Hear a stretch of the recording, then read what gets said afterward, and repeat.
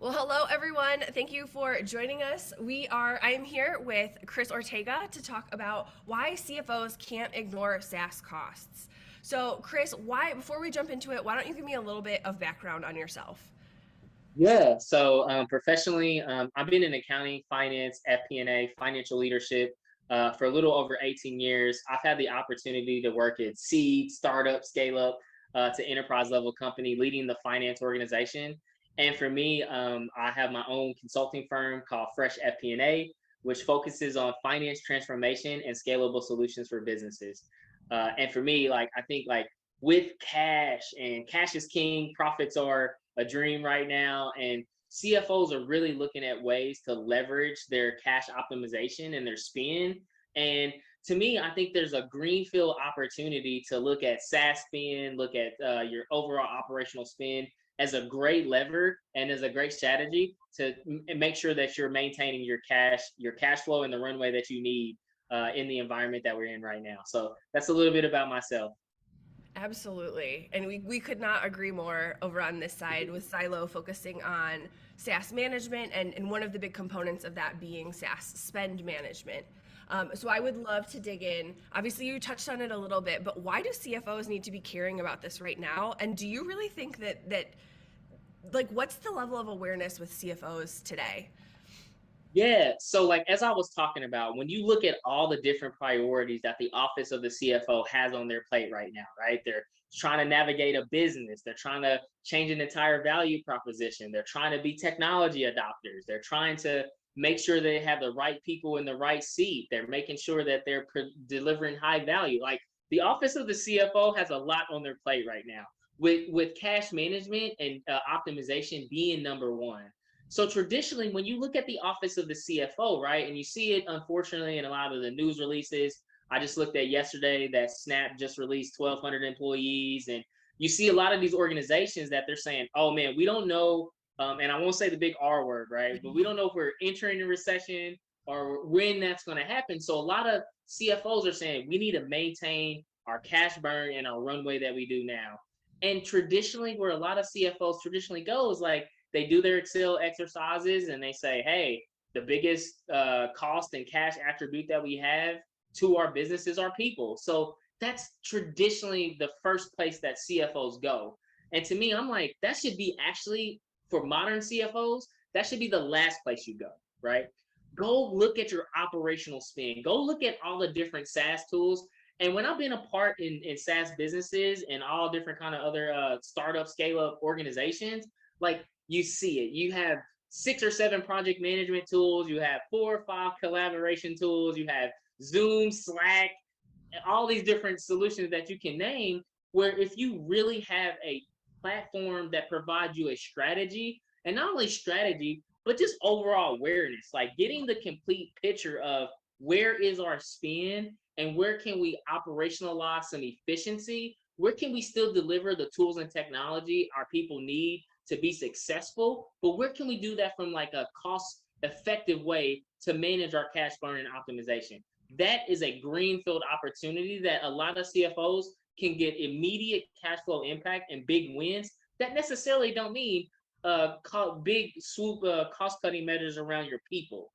Exactly. That is something we've been talking a lot about here at Zylo too, as a lot of our customers have been coming to us with a lot of the same focus of how do I just maintain and really look at my operating expenses. And with SaaS, unlike traditional on-premise software, which used to be a capital expense, SaaS sits in your operating expense. So there's a lot of flexibility there. And we even see that like the second line item, you're absolutely right. People tends to be that first big cost, but the second is your software, and there's so much opportunity in there. Like that's the one message we can get across to people today. I think that is the thing that needs to come through loud and clear. There's a lot of opportunity there, and even we've got stats saying just even license use. 40% of licenses are wasted in a given month. Every 30 days. That means almost half of people aren't using the licenses that your company is paying for. So there's opportunities to right size. There's opportunities to rationalize. As you mentioned, do you really need those 12 project management tools?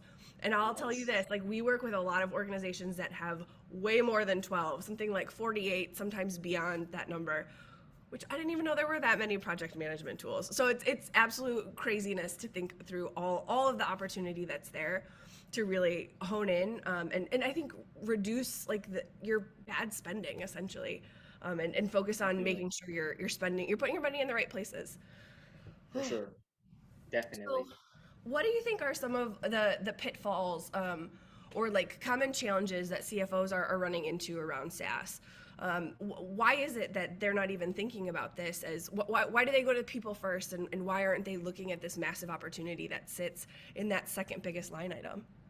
Yeah, I think it's a lack of awareness. So when I put on my CFO hat and leading organizations and being a practitioner, right? Like when you talk about SaaS spend, like does that sit with the chief information officer? Does that sit with finance? Does that sit with IT? Like who does operational SaaS spend sit with, right? Like that's the first common piece of it because the CFOs traditionally are like, hey, like I see the cost that we have for Salesforce, and but that's a sales technology. And you look at like Paylocity, and it's like, well, that's an HR tool. I think the first critical pitfall is that lack of who owns SaaS spend inside the business, right? Like, is it the CIO who ultimately does that? And where CFOs can have this is where I think the partnership element outside of the finance organization becomes really, really, really valuable, right? If you have that partnership with your chief human resource officer, right? If you have that partnership where your chief information officer, your chief technology officer, this should be a collaborative effort. So the office of the CFO needs to go collaborate with these partners and say, look, the overall objective of what we need to look at is not like set in the rigor, like we want to reduce SaaS spend by 50% in the next 6 months. I think that's a wrong approach to take. Go partner inside the organization and say, hey, we have these tools and technology. What makes sense from a productivity perspective?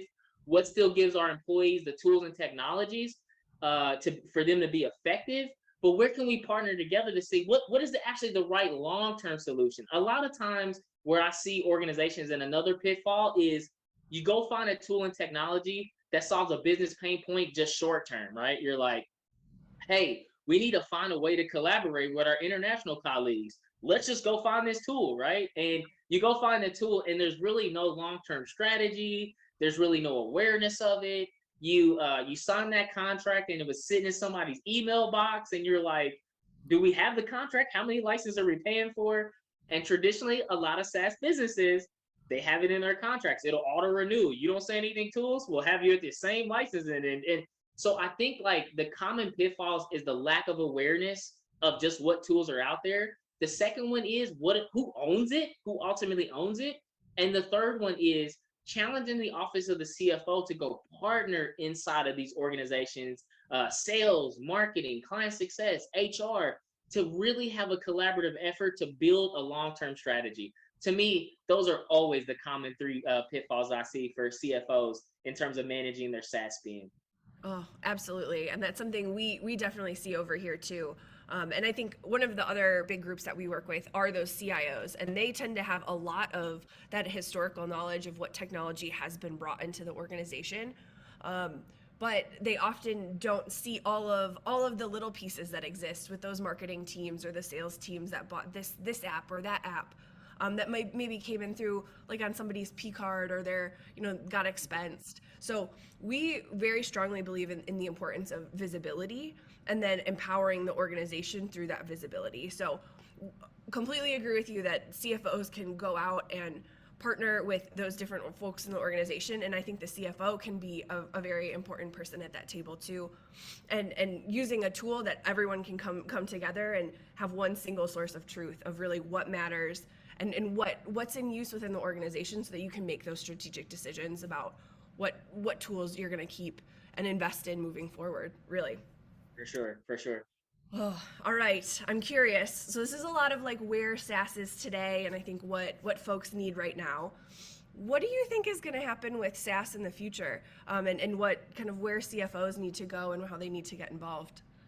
Yeah, so I think like specifically for the office of the CFO, right? The office of the CFO has traditionally been like technology laggers, right? So that means that for the office of the CFO, we have been lagging in terms of technology adoption, right? We want to make sure all the boxes are checked. It's risk compliance. There's no audit risk. It's collaborative. We got our SOC 2 audits. We got all these different things before we go adopt the tool and technology, right? So for the office of the CFO, they may say, well, Chris, why would I go get another SaaS tool to maintain all my other SaaS tools? Like, why would I go do that? Like, I'm spending money already on SaaS tools. But you got to think about it from the long-term strategy perspective, right? I love your statistic that you gave. And I've been inside organizations where you just go find like that technology is often siloed in different elements, right? Like you have your marketing group that has 4 or 5 marketing technologies, and if you ask them like, why do you have all these 4 technologies? Like, oh, we thought we needed it. And so I think that's where the office of the CFO, by using a SaaS solution to manage that entire ecosystem, now you can go develop a strategy. Now you can go and say, hey, I see that in our marketing group, we have these 5 solutions. Here's how much we're paying on the cost of use perspective. And we have half the marketing team that we had with this spend. This doesn't really make sense. Help me understand, marketing partners, which tools make the most sense, right? Now you have, from that entire perspective, the data to go have an informed conversation around, right? A lot of times where I see it where CFOs say, oh, we have 3 or 4 project management tools. We're just going to pick this one, get rid of the other 3, right? And now you've made another, I call them pencil Excel solutions, right? That you don't even know what's the strategy, what is the pitfall around it, is this the right tool? Now you can go provide that analysis around it from the data and say, here's how much per users we're spending. And you have that entire ecosystem to be able to monitor around it. So to me, that's where I really see the opportunity and value add for SaaS solutions, right? Is that comprehensive ecosystem that now you can take data, now you can take insights. And I think also as well too, this provides another opportunity of like, hey, if I know all this spend and I'm working with a company that has all this spend metrics, can they help me negotiate better contracts? Can they help me get better pricing around these contracts? Now you've got a partner. Now you've solidified yourself to look at it and say, hey, are we really getting the best pricing for our Salesforce instance, for our Marketo instance, for our SAP? Fill in the blank of the technology. Now you have another value proposition to bring, is like, not only are we going to identify a system and have a comprehensive record keeping of our technology, we also have a partner to help us procure the right licensing fees and costs that make sense for our organization. So I think, to me, that's where the future is going. And that collaboration, that connection, and that comprehensive view of looking at your holistic SaaS spend, huge opportunity for CFOs. Yes, absolutely. Absolutely. One of the things that I'm double clicking on, the visibility and the importance of visibility and that transparency and how that Right. I think breeds accountability. Yes, everyone should kind of know what's going on within the business, but one of the things that us at Zylo, that we're trying to do and build into our platform is those opportunities to take advantage and understand where you sit in the market. Are you paying an appropriate price? So we've built in some of that functionality to our platform because we know it's so important. And it's very interesting because we're coming up on what we refer to as this golden window of opportunity. So many tools tend to get bought in this tail end of the year or early in the fiscal year. So if you look at the graph of your average monthly renewals, it's just off the charts for December and January.